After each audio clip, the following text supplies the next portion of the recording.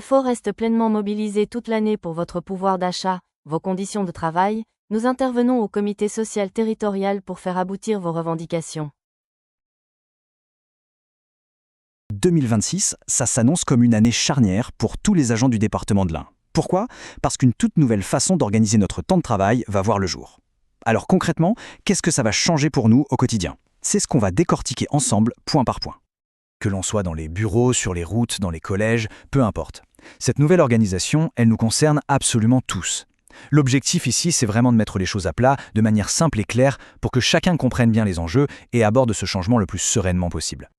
Forcément, la question que tout le monde se pose, c'est celle-là. Ok, c'est bien beau tout ça, mais pour moi, dans mon service, ça va changer quoi exactement?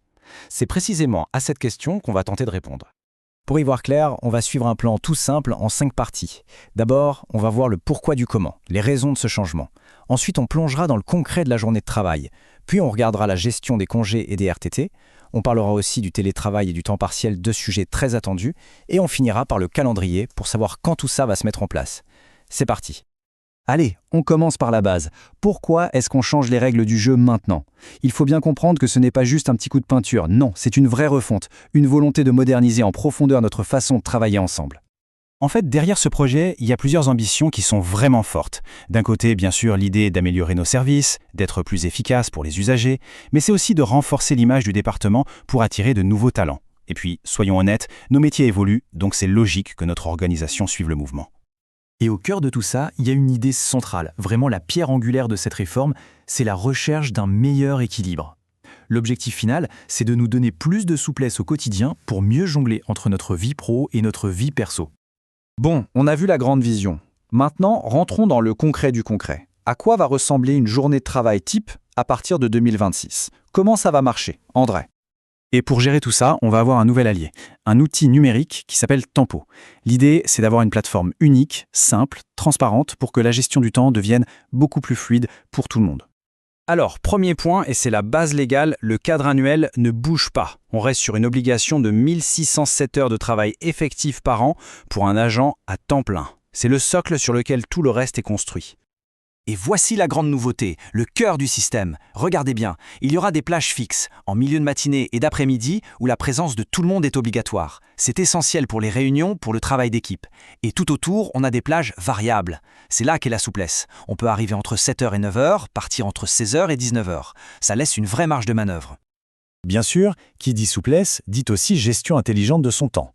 On pourra cumuler des heures d'une semaine sur l'autre. Mais attention, ce crédit sera plafonné à 10 heures à la fin de chaque trimestre. Le but, c'est d'éviter d'avoir des compteurs qui explosent et de s'assurer que tout le monde garde un rythme de travail sain et équilibré. Ok, on a parlé des heures de travail au quotidien. Passons maintenant aux jours de repos, un sujet tout aussi important, les congés et les fameux RTT. Là aussi, il y a des nouveautés intéressantes. Alors là, c'est un changement majeur. Le nombre de jours de RTT sera directement lié au rythme de travail hebdomadaire choisi. En gros, plus la semaine de travail est dense, plus on accumule de RTT. Par exemple, si on opte pour 39 heures par semaine, on aura 22 jours de RTT.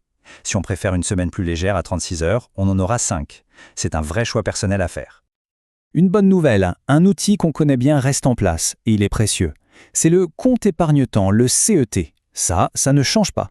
On peut toujours y mettre de côté ses jours de congé ou de RTT non pris, jusqu'à 60 jours.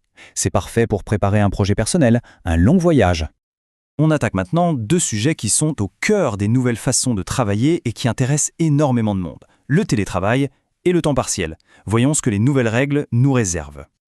Pour le télétravail, le cadre est désormais bien défini. On pourra aller jusqu'à 2 jours par semaine, mais, point important, il y aura une présence minimale obligatoire de 2 jours sur site. Pourquoi? Pour maintenir le lien social, la cohésion d'équipe. Autre règle, une journée en télétravail ne pourra pas dépasser 8h30 pour bien marquer la coupure. Côté temps partiel, la palette de choix s'élargit. Que ce soit pour des raisons familiales, pour monter sa propre entreprise ou pour préparer une transition douce vers la retraite, il y aura plein de solutions possibles, de 50% à 90%. L'idée, c'est vraiment de pouvoir adapter son temps de travail à son projet de vie du moment. Bon, on a vu le quoi, on a vu le comment, il nous reste la dernière grande question, mais quand est-ce que tout ça va devenir notre nouvelle réalité? Jetons un œil au calendrier. Alors, que tout le monde se rassure, ça ne va pas être un Big Bang du jour au lendemain. La mise en place va être progressive. Ça commencera par une phase pilote, fin 2025, pour tester le dispositif. Puis, en janvier 2026, la plupart des agents basculeront. Et enfin, sur les 2 années suivantes, on adaptera le système pour les métiers qui ont des contraintes bien spécifiques. Je trouve que cette citation, tirée du projet Proyeku, résume parfaitement toute la philosophie de la démarche. Tout l'enjeu est là, trouver ce point d'équilibre délicat mais essentiel entre un service public de qualité, nos attentes en tant que professionnels et bien sûr la réalité budgétaire. C'est vraiment un défi d'équilibriste. Et voilà, on a fait le tour. Cette réforme, il faut la voir comme une nouvelle boîte à outils qu'on met à notre disposition, avec plus de souplesse, plus de modernité. Maintenant, la vraie question, c'est de savoir comment chacun d'entre nous va s'en emparer pour réinventer un peu sa façon de travailler au quotidien. C'est une nouvelle page qui s'ouvre et c'est à nous tous de l'écrire ensemble.